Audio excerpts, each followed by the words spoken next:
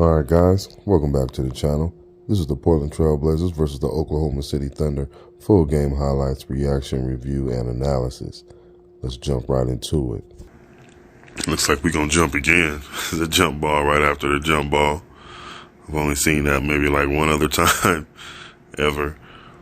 And it was a different situation than that. It wasn't even the same thing. But anyway, Eubanks gets to start. Drew was in there for Nurk.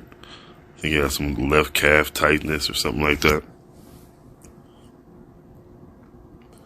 Let's see what kind of start we get off to. Oh, I remember they tried to run that, they ran that play last game. I can't remember if it was coming out of a timeout or halftime. I think it was coming out of halftime. But I love it when Jeremy Grant is included and getting active. It's going to lead me to my point again. Oh, nice. Look at Drew. Nice pass. Good finish, Jeremy. Jeremy has been playing strong. He's still been kind of trying to draw those shooting fouls, which if you saw last game, it might have been this game, but he got some calls on some jump shots that he was taking. And he got the calls just because they were legitimate fouls. It wasn't because he accentuated and fell down or anything like that.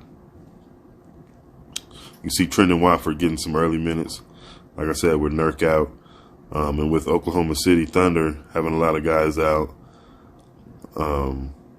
it was the opportunity for us to play small. So Keon got some good minutes this game also, as we see Trendon with a finish right there. Trendon's going to have to do a better job of rebounding when he's out there. Because this was a game we definitely probably should have won. I mean, I know that doesn't make sense. But we could have won, obviously, but we probably should have won this game. Turnovers, some rebounds, some key rebounds that we should have gotten. Just little things like that. Even without Nurk, who's probably our best rebounder, I would expect us to still compete highly in that statistic in rebounding with Drew, Trendon on the boards, Jeremy Grant, Josh Hart. So as we see as we see Ant pass to Keon. That was a nice find right there. Now, see, that right there is just better. We got to communicate better. And that, if you notice, Drew, they're just so used to switching.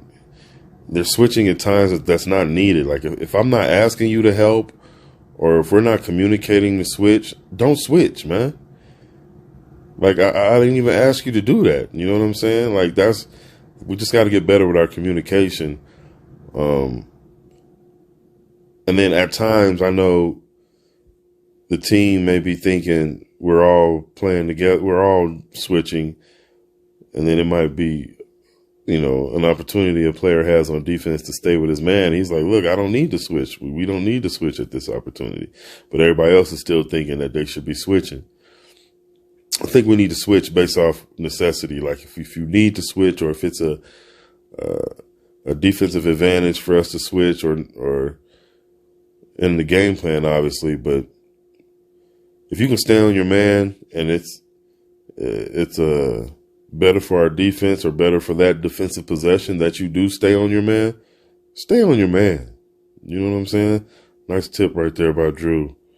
Just stay on yours. You know what I'm saying? I mean, we're going to help each other, but if I'm not asking for it, or if I'm not beat, you know what I'm saying? I got it, That was I wish they would have played that highlight in full. That was nice. It was a nice play. I know Drew wanted to finish that a lot cleaner. As we see Dame doing what he does, you know what I'm saying? If you notice since the beginning, I've been talking about Dame being one of the best shooters And now you see people talking about it, how Dame is maybe, he considers himself maybe the second best shooter of all time. Like I said, man, I don't know anybody. That was a nice block right there. I don't know anybody who's a better shooter than him with his feet set and when he's square. Again, right there, that's just guys, it's still the first time that the first season that these guys played together. And I like what Jeremy did. I actually like what Jeremy did, trying to drop past that. And I like right there what he did also, trying to drop past that to Dame. Dame was just doing something else. And then I like when Jeremy was like, nah, I'm not going to make that mistake again. I got this. Jeremy can ball, man. Like, and that brings me to my point again about Ant coming off the bench. I mean, if you notice this game, Ant was getting beat, on defense often. I said something about during the first Mavericks game about Ant when Luka was hunting him out and looking for him. Ooh, nice finish right there by Jeremy. And looking for him because it was barbecue chicken, basically. You know what I'm saying?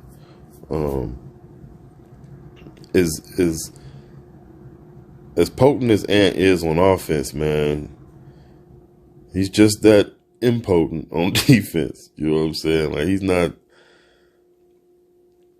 he has to do a better job of, and I remember the commentator had said something about he was doing a good job, as we see him get beat right there. He was doing a good job of staying in front of Gilgeous-Alexander. And I'm like, man, like I understand, a guy's been working hard the past 2 possessions to try to do so, but he's been getting, abused all game long. You know what I'm saying? And I just want to see Ant do better. You know what I'm saying? Like, and I know he does as well. I don't know if that's just due to fatigue or lack of focus, but I'm noticing that it's a theme as far as him getting beaten. Right there, that was good defense by Ant. I'm gonna make sure I give respect where it's due. Just get in the way, man. You know what I'm saying? And a lot of times good things will happen if you stay in the way as far as being on defense. This is what he can do on offense right here. Easy money. But we just don't want to see Ant giving up just as much as he gets. You know what I'm saying? We want to see, nice right there. We want to see Ant being able to make some things happen on that defensive end with his athleticism and his ability. So we'll see if that happens. And that just adds to my point. If coming off that bench, he might not be matched up against certain guys that'll give him those sort of troubles. It doesn't really matter who's guarding. He's going to be able to get his shot up and do what he can do offensively. Things like that. You know what I'm saying? But we'll see how that goes. And that'll open things up for Jeremy even more because Dame, like I said, Dame and Jeremy can be a lethal 1-2 punch. As you saw Dame over there, just sitting over there watching. And that's what I'm saying about some of these possessions where you can tell by Dame's posturing right there. He didn't really like that. You know what I'm saying? And not that it's a bad thing, you know what I'm saying? It's just that in that situation, I mean, I know you got faith in Ant, which you should, you know what I'm saying? Nice finish right there by Dame. But you might want to make the defense get the ball out of Dame's hands, at least get the ball in Dame's hands and make the defense make a choice, you know what I'm saying? As we see Alexander right there with the finish, Gilgeous-Alexander with the finish to win the game. It was a nice shot. I mean, it was set up beautifully. Justice is not the most athletic guy. I mean, I understand him being on him in that situation. You would much rather see Jeremy Grant on him in that situation. I didn't even see who Jeremy was on. But I would love to see Jeremy on him in that situation. Not just because of the length, but Jeremy's also more athletic. Can get up and challenge a little more in that situation, maybe a lot more. And maybe, react better on that offensive move that Gil just made. Because of that length, I should say his recovery should be better. I wouldn't say react better, but because of his length and athleticism, his recovery, and being in position to challenge better should have been there. That would have been a good opportunity for that. So I would have loved to have seen that. But that was, again, those are things that they have to work on. That wasn't out of a timeout where they can set up the defense or assign those guys. And they could have been over there yelling, you know what I'm saying? Jeremy, get on him. And it just doesn't happen like that. You know what I'm saying? But in the future, learning as we play this team again coming up, that's something to know, you know what I'm saying? And at the end of the second and fourth quarter, you know what I'm saying? In those possession situations, where they're looking to get the last shot or whatever, Jeremy, you take Gilgeous-Alexander, man. That's you. You know what I'm saying? We'll see if those adjustments are made, or if not even adjustment, just if those executions are achieved better. You know what I'm saying? If they can execute the game plan better. You know what I'm saying? If that's the case. And we'll see if Nurk is back, because obviously that's going to make a difference. Even though, again, the Thunder had a few guys out, you expect to win that game. Being in the 7th position, we're in good shape. You know what I'm saying? It's for a team retooling, developing, kind of, quote unquote rebuilding. That's pretty good. You know what I'm saying? And obviously you can see where we can do better. It's not like, this is our peak. You know what I'm saying? We're a bad team and our peak is a 7th seed, or we're a bad playoff team. No, we're actually a good team.